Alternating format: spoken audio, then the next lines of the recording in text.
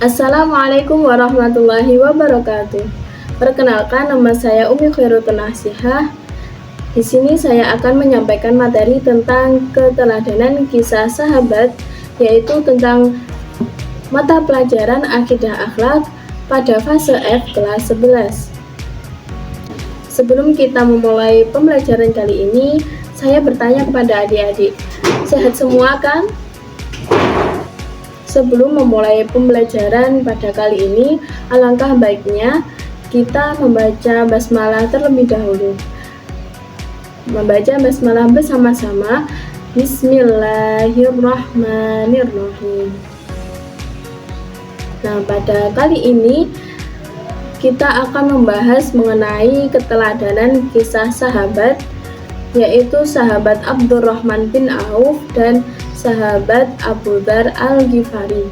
Adapun tujuan pembelajaran pada kali ini yaitu yang pertama tentang capaian pembelajaran, yaitu memahami keteladanan kisah para sahabat Abdurrahman bin Auf dan Abu Dzar Al-Ghifari.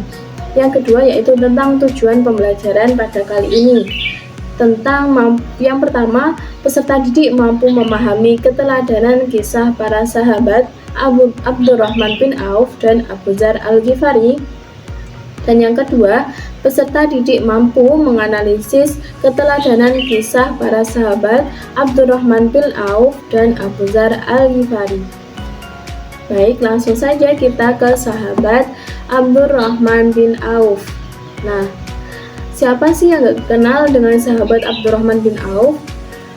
Sahabat Abdurrahman bin Auf yaitu salah seorang sahabat besar Nabi Muhammad yang termasuk dalam salah satu dari 10 sahabat yang dijanjikan masuk surga, yaitu Al-Asyarah Al-Mubasyarah, 10 yang digembirakan.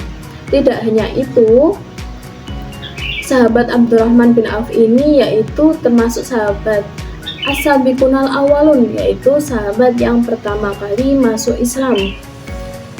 Nah, pada masa jahiliyah ia dikenal dengan nama Abd Amr. Setelah masuk Islam, Rasulullah memanggilnya Abdurrahman bin Auf. Ia memeluk Islam sebelum Rasulullah menjadikan rumah Al-Arqam sebagai pusat dakwah. Ia mendapatkan hidayah 2 hari setelah Abu Bakar As-Siddiq memeluk Islam. Semenjak masuk Islam sampai wafat dalam umur 75 tahun, ia menjadi teladan yang utama bagi kaum muslimin. Ketika Nabi Muhammad memerintahkan para sahabatnya hijrah ke Habasyah atau Ethiopia, Abdurrahman bin Auf pun ikut hijrah untuk kedua kalinya ke Habasyah dan kemudian ke Madinah. Ia ikut bertempur dalam perang, yaitu perang Badar, perang Uhud, dan peperangan-peperangan yang lainnya. Kemudian yaitu keteladanan sahabat Abdurrahman bin Auf.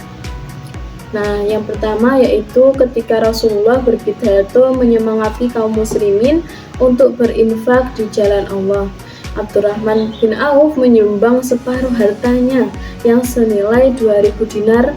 Atas sedekah ini beliau didoakan khusus oleh Rasulullah yang berbunyi, semoga Allah melimpahkan berkahnya kepadamu terhadap harta yang kamu berikan, dan semoga Allah memberkati juga harta yang kamu tinggalkan untuk keluarga kamu. Dan kedua ini kemudian benar-benar terbukti dengan kesuksesan demi kesuksesan Abdurrahman bin Auf. Yang kedua yaitu ketika Rasulullah membutuhkan dana untuk perang Tabuk yang mahal dan sulit karena medannya jauh ditambah situasi Madinah yang lagi dilanda musim panas. Abdurrahman bin Auf mempeloporinya dengan menyumbang 200 uqiyah emas. Dan yang terakhir yaitu Abdurrahman bin Auf pernah menyumbangkan seluruh barang yang dibawa oleh kafilah dagangnya kepada penduduk Madinah. Padahal seluruh kafilah ini membawa barang dagangan yang diangkut oleh 700 ekor onta yang berjalan di kota Madinah.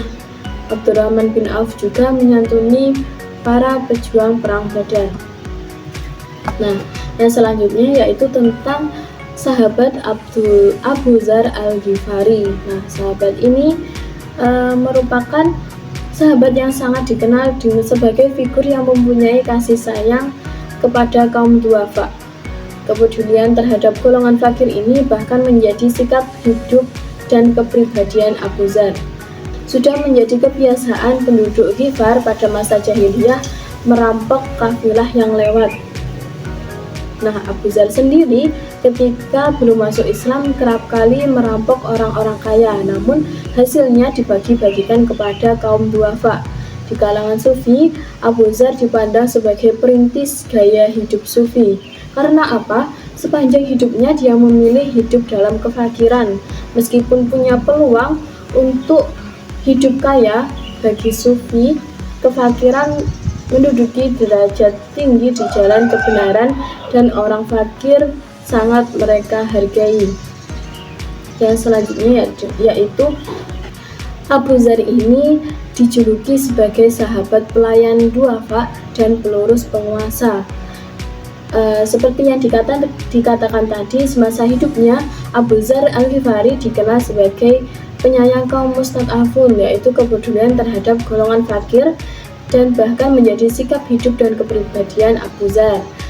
Dan untuk keteguhan dalam membela kaum lemah menjadi ciri khas corak perjuangan Abu Dzar Al-Ghifari, hingga suatu saat ia tidak sepakat kepada kebijakan Khalifah Utsman bin Affan yang mendirikan Baitul Mal, yaitu perbendaharaan negara, guna mengurus harta umat Islam, mal al-muslimin. Abu Dzar tidak setuju karena dikhawatirkan akan terjadi perampasan harta umat Islam dengan dalih untuk harta Allah Subhanahu wa taala. Dan untuk pelurus penguasa, Abu Dzar menyaksikan Gubernur Muawiyah bin Abi Sufyan sedang membangun istana hijaunya, kemudian Al-Hijrah yang megah. Abu Dzar berkata kepada Muawiyah, "Kalau engkau membangun istana dengan hartamu itu berlebih-lebihan. Kalau engkau membangun dengan harta rakyat, maka engkau berkhianat." Adapun pesan Rasulullah yang khusus diberikan kepada Abu Dzar Al-Ghifari, yaitu diriwayatkan bahwa Rasulullah berpesan kepada Abu Dzar Al-Ghifari dengan 7 wasiat. Adapun wasiat yang pertama yaitu mencintai orang miskin. Wasiat yang kedua, lihatlah orang yang lebih rendah dalam hal materi dan penghidupan. Wasiat yang ketiga yaitu menyambung silaturahim. Wasiat yang keempat, perbanyaklah ucapan la haula wala quwata illa billah. Wasiat yang kelima yaitu berani berkata benar meskipun itu pahit. Wasiat yang keenam, tidak takut celaan ketika berdakwah di jalan Allah. Dan yang terakhir, tidak meminta-minta. Adapun hikmah yang dapat kita pelajari dari materi ini yaitu setelah mempelajari keteladanan sahabat Abdurrahman bin Auf dan Abu Dzar Al-Ghifari, diharapkan kita memiliki karakter yang pemberani dalam menegakkan kebenaran. Yang kedua yaitu dermawan dan suka menolong kepada siapapun. Yang ketiga yaitu hidup sederhana dan bersahaja dalam situasi apapun. Dan yang keempat, pantang menyerah serta tidak putus asa dalam mencapai cita-cita. Dan yang terakhir, berani menyampaikan kritik yang membangun dan mempertahankan etika. Sekian pembelajaran pada kali ini. Semoga pembelajaran kali ini bermanfaat bagi adik-adik dan semoga dapat difahami. Sekian dari saya. Wassalamualaikum warahmatullahi wabarakatuh.